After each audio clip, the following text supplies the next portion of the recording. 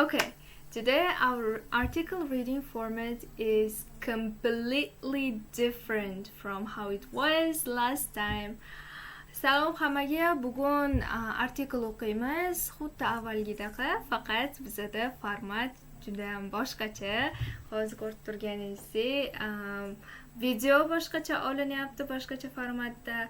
Bizada artikelimiz Cambridge 20 dan tanlangan o'tgan safargi artikelimizni biz internetdan olgan edik. Lekin o'ylab ko'rdim, balki Cambridgedan olingan artikellar ko'proq bizga foydali bo'ladi analiz qilishimiz deb. Chunki o'zi Cambridge'dagi savollar, imtihondagi savollar bir-biriga juda ham o'xshash, bir xil lug'atlar keladi va shunaqa ideyalar bir xil. O'sha sababli ham bu bizga ko'proq foydali bo'ladi deb o'yladim. Xo'p. Cambridge 20 nechinchidir test, adashmasam 2-test va bizda passage 2 ekan. Procrastination. I really wanted to choose this topic.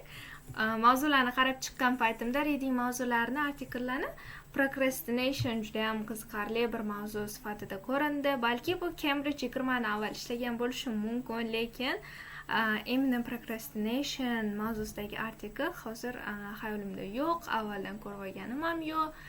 Hozir boshlaymiz siz bilan birgalikda bu artikelni o'qib analiz qilishni.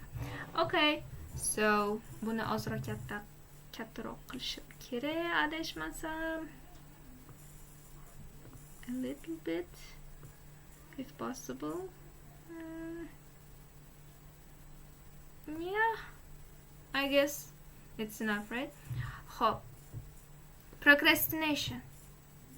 Procrastination is the habit delaying a necessary task, usually by focusing on less urgent, more enjoyable, and easier activities instead. Okay. Bu yerda bizda procrastinationni meaningga kelyapti ekan. Ma'nosi nimani bildiradi procrastination o'zi? Voy. Procrastination o'zi nimani bildiradi? Bu odat. It is the habit. Nima? Qanaqa odat? Ya'ni bizda delaying a necessary task. Delay degani kechiktirish degani. Bizda mana yozib qo'ysa bo'ladi. Delay degani kechiktirish.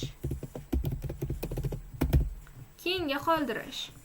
Muhim bir vazifani keyinga qoldirish ekan procrastination degani. Va uni o'rniga, o'sha muhim vazifani qilish o'rniga uni keyinga qoldiryapmiz-ku. O'rniga kamroq urgent bo'lgan, kerak bo'lmagan, ko'proq qiziqarliroq bo'lgan, bizni zavq oladigan va osonroq ishni qilish ekan. Okay, we all do it from time to time. Biz hammamiz buni qilamiz. We might be composing a message to a friend who we have to let down, or putting together an important report for college or work. We are doing our best to avoid doing the job at hand, but deep down we know that we should just be getting on with it. Okay, mana bu gapimiz juda ham uzun gap ekan. Let's analyze this one. Mana bu bizda composing a message degan so'z bor ekanda. Buni misol uchun men ma'nosini bilmayman. Here we can use, I think, Google. It's visible, I believe. Yes, it is. So, compose a message. Compose a message. Meaning, hopefully my internet will work. Okay. Composing an email means creating a new message from scratch to send to one or more recipients. Replying to an email jo'natish degan ekanda, email tayyorlash. Ya'ni bu yerda aytibdi, yangi bir xabarni boshidan boshlab from scratch, noldan boshlab bir xabar yaratish, email yaratish ekan. Bizda composing an email degani. Okay. Anta yozib qo'yaman. Anta. Creating a message. Mana. Composing a message degani creating a message ekan. Why isn't it like working? Mana qilib qo'yamiz. Okay. to a friend who we have to let down or putting together an important report. Bir muhim reportni put together. Okay, another phrase that we can learn put together. Put together meaning. Make something by assembling different parts or people. Birga qo'yish. Hop. Okay. Bir muhim bir hisobotni universitetimiz uchun yoki ishimiz uchun kerak bo'lgan bir hisobotni tayyorlash. We are doing our best. Do our best. Okay, do your best. Do your best degani qo'ldan kelgancha bor kuchimiz bilan harakat qilish.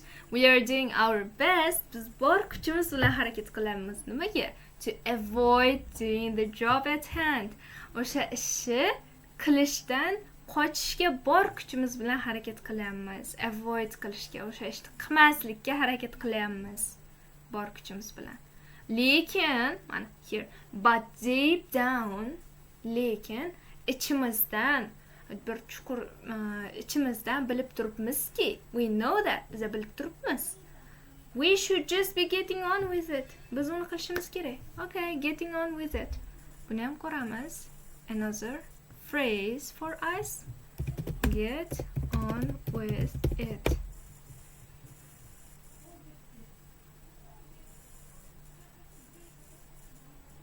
Get doing. Okay.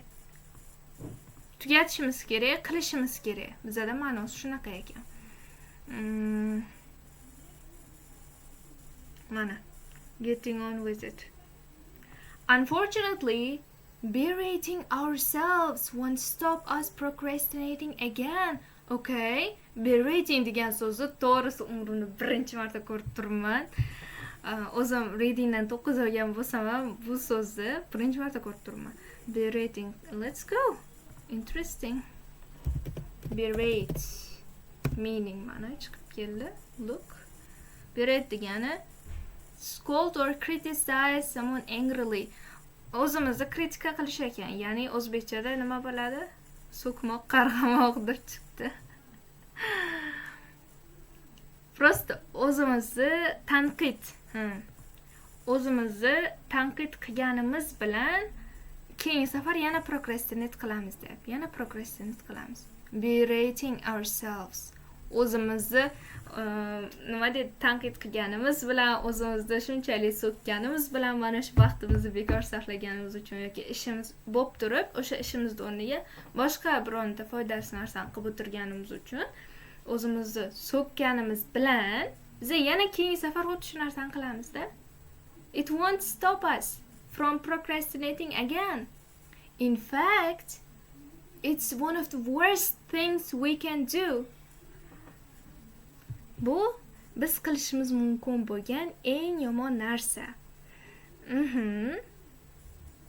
Okay, ya'ni o'zimiz tanqid qilishimiz, mana bu ishni qilmaganimiz uchun o'zimiz tanqid qilishimiz, biza qilishimiz mumkin bo'lgan eng yomon narsa. Buni qilmasligimiz kerak. Okay.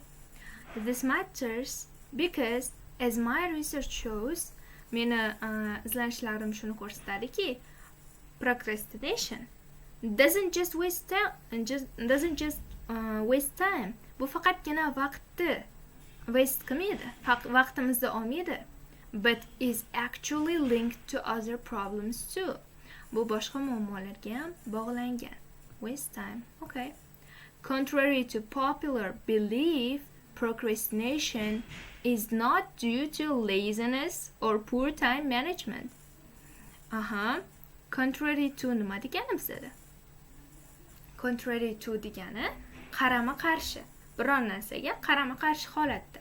Contrary to popular belief bo'ladigan bo'lsa, bir mashhur fikrga, hamma o'ylaydigan fikrga qarama-qarshi tarzda procrastination bu faqatgina laziness, erinchoqlik emas yoki vaqtimizni noto'g'ri boshqarishimiz emas. Scientific studies suggest procrastination is in fact caused by poor mood management. Okay, we all have heard the term time management, right? Hammamiz eshitganmiz time management degan so'zni. Bu shunchalik nima? Juda ham mashhur bo'lib ketgan so'zlardan bittasi time management. Lekin what about mood management? Interesting. Mood management. Mood degani bizani bu kayfiyatimizni boshqarish, mood management. Procrastination asl sababi bizada mood management ekan. Let's see. Mood management. Mood management. Let's go. Here it is. Birorta bir foydali narsa chiqmadi. Mood management. Bunaqa kayfiyatlar, okay. Okay, anyways. Kayfiyatimizni boshqarish, mood management. This makes sense. Okay, mana bu frazani bilamizmi? This makes sense. It makes sense. Make sense degani bu bir mantiq bor degan, ma'no bor. Bu narsada ma'no bor. If we consider that people are more likely to put off starting or completing tasks that they are really not keen to do. Ular misol uchun bu narsada mood management sabab bo'lyapti degan fikrda mantiq bor. Bu fikr to'g'ri. Agar biz mana narsani o'ylasak, ya'ni odamlar o'zi yoqtirmagan ishni ko'proq kechiktirishadi, keyinga qoldirishadi. Yoqtirmagan ishni. Okay. Qarang mana. Bu gapimizda bizda bor put off. Put off.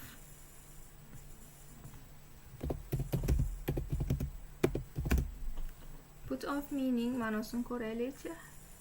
See, postpone something. Okay, mana. Qarang bu yerda put off degan bizda so'z chiqdi. Put off ni bizda sinonimi nima bo'layapti? Delay, mana delay, kechiktirish degani ekan. Put off ni sinonimi delay. If just thinking about the task threatens our sense of self-worth or makes us anxious, we will be more likely to put it off. Okay, again, put off. Biz uni kechiktirishga moyil bo'lamiz deyapti. We are more likely to put it off. Qachon? Mana bu ish bizani anxious qilsa yoki bizani o'zimizga yarashmaydigan ish qilyapmiz deb o'ylasak, biz bu ishni kechiktiramiz deyapti. Bizga yomon ta'sir ko'rsatadigan bir ishni qilmoqchi bo'lsak. Research involving brain imaging has found that areas of the brain linked to detection of threats and emotion regulation are actually different in people who chronically procrastinate compared to those who don't procrastinate frequently.